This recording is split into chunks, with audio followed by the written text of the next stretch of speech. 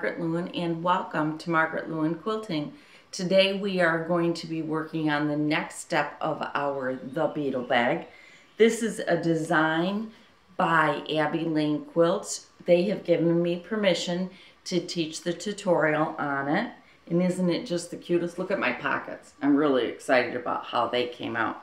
Excuse the Wonder Clips. I'm using the Wonder Clips right now to keep straps out of the way so I don't end up sewing them down by mistake.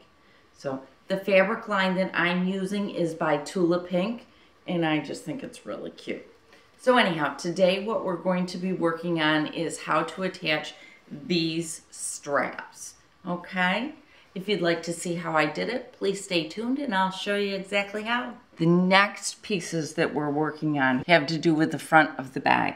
So the pieces that you want are the handle, and you want your soft and stable that is the same size as your handle, the same length at least. Well, it's pretty close to it. It has to be a little bit shorter for the pattern. So the first thing that I'm going to do is fold this in half with my right sides together. I'm going to press it lightly, and then I'm going to sew a 1/4 inch seam along the length of it. Once I've done that, then I need to turn it right sides out, and then I'm going to thread or weave this piece through the sewn strip. So I'll be back in a few minutes with hopefully that all done. Here is my strap, and you can see if I open it up for you, there's my soft and stable inside of there. Now, according to the directions, it says that the soft and stable can stretch, and mine did. Mine was shorter than my strap, and now it's almost the same size as my strap. See, I've only got a little bit down here at the end. So now that I've got this done, I am going to be sewing a top stitch down both sides of this to kind of keep it all together. And the directions will tell you that and exactly how to do that. So I'll be back once I get this all sewn down. This is my handle. It's all sewn. So now it's time to start working on our outside straps. So we have 2 of them. We have a long one and a short one. So I'm going to read the directions and figure out exactly how we're going to go about sewing our short strap and our long strap. This is my handle. This is my long strap, and this is my short strap. From the directions, it appears that I have to do the exact same thing to the long strap and the short strap that I did to the handle. What I'm going to do is I'm going to fold these in half with right sides together. Then I'm going to just sew a 1/4 inch seam down the long end of it, keeping the 2 ends open. I'll do that on both of them. Once I've done that, then I'm going to follow the directions and stitch the lines that are indicated on the directions. So I will come back when I have both of these all done. Before I go putting the foam in, I wanted to show you something. When I pressed this, I put it so that the seam was in the very middle of my straps, and I did it on this one too. I just think it helps when it's right in the center. I think it lays a little flatter, and I just think it looks a little nicer. So I wanted to show you that. I'm going to now get my foam on the inside. The easiest way I found to thread the soft and stable through these handles, I take my pin, and what I'm going to do is just weave it in and out a little bit, and then I'll lock it and push it up. Then I can stick it in the fabric, and I actually folded it in half to get it started, and then kind of just pushed it in, and then I could pick up the safety pin and start really pulling it through. But I found that it was easier to get it through with the foam folded in half than with the foam straight flat out. It just seemed to work better, and it did lay flat once I got it all in there, so I was really happy about that. I'm going to thread it through for you quickly so that you can see what I'm talking about. See, it just slides through. The foam can stretch though, so double check if you're off on how much you're supposed to have of extra fabric at the end. And if you've got too much, just go ahead and trim it according to the directions. See, mine stretched. my seam is in the center in the back, so I can just look at my back and see if I twisted it at all and just straighten it out if I did. And there we go. So now I'm going to trim according to what I need it to be, or I'll press it first, then I'm going to trim it, only because I want to make sure that I don't have any wrinkles in it. Then I'll do my top stitching. Next, we're going to attach both of our straps to our bag. Here I'm working with my long strap. First thing I did was find the center of it, and there's my center, right where my pin is. So now I'm going to lay my center down where the fold is on the guide in your directions, and I'm going to open it right up the way this is the same thing, it's just with a longer strap. So I think that looks pretty darn good. All right, so now I'm gonna grab my clips. I've got the big ones this time again, and I'm gonna clip it down on both sides, as I'm from both angles, because I really want it clipped well. So there's my piece. I'm going to take this off. Now, according to the directions, we have to line up the loop side of our Velcro. And our loop side doing that is now number 17. So according to the directions, we have to affix Velcro to it. So this is the loop side, and we have to attach that to the strap. Now, I know this looks a little weird where it's going, but it's going to be okay, I promise you. So I've pinned it in place, and I'm going to sew the Velcro around with an 1/8 inch seam.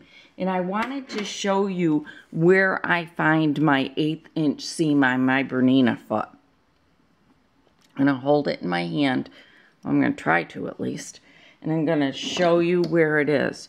For me, on my sewing machine, our needles rest in this area.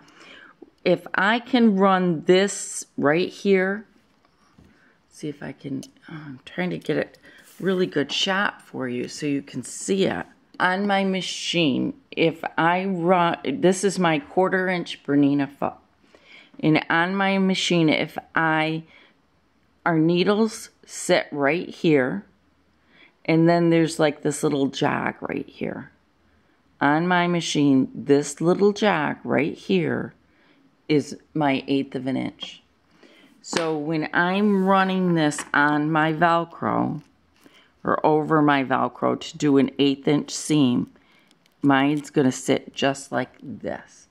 And hopefully you can see this part right here lines up right against that. So I will get this on my machine, and I'm going to sew an 1/8 all the way around there on both of these, okay?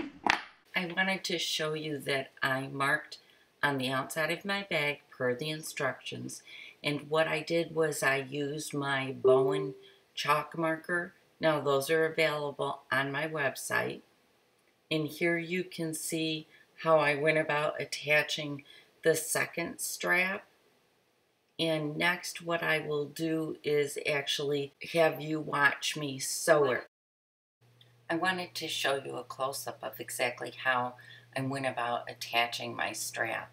And I think because I changed my color thread, it's going to make it a little bit easier for you to see exactly where I lined it up. Now this is my 1/4 inch foot that I'm using, and I did back stitch at the beginning and at the end. And the other thing I wanted you to know is this is a little bit heavier of a thread. I am using a 40 weight thread here instead of my normal 50 weight, only because that's the thread that I had, and it's the thread that I use on my long arm. So I just was very careful about making certain that I stayed fairly close to the line of stitching that I had already done, and I just went around the outside, then came back and sewed the inside once. And I'll let you just continue to watch as I sew around this.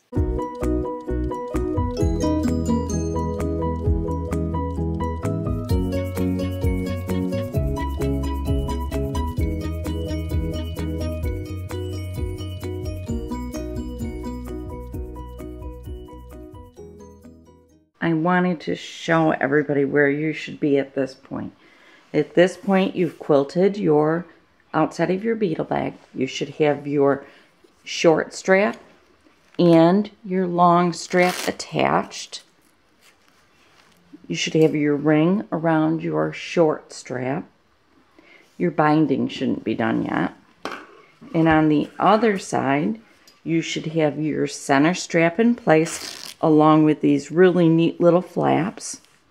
Should have your 2 pockets in, and you should have your walnut shells for your pin cushion.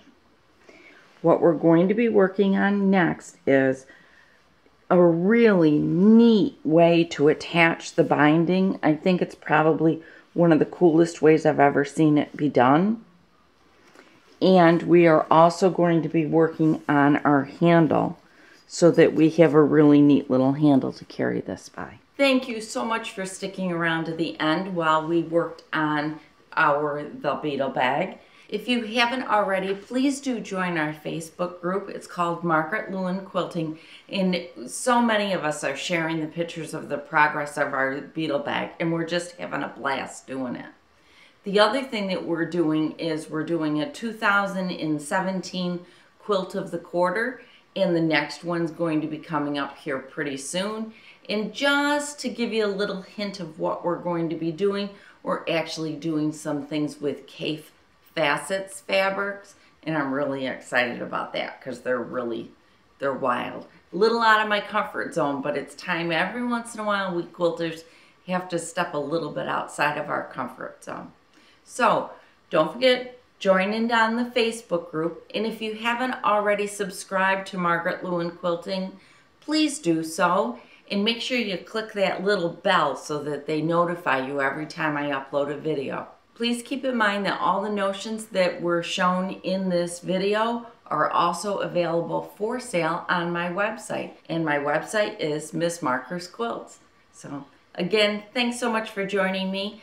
And don't forget to come back again in a couple of days when I release the video on how to attach your binding and attach your handle, because this does have a really cute handle. So I can't wait to show you then. I'll see you again really soon. Bye.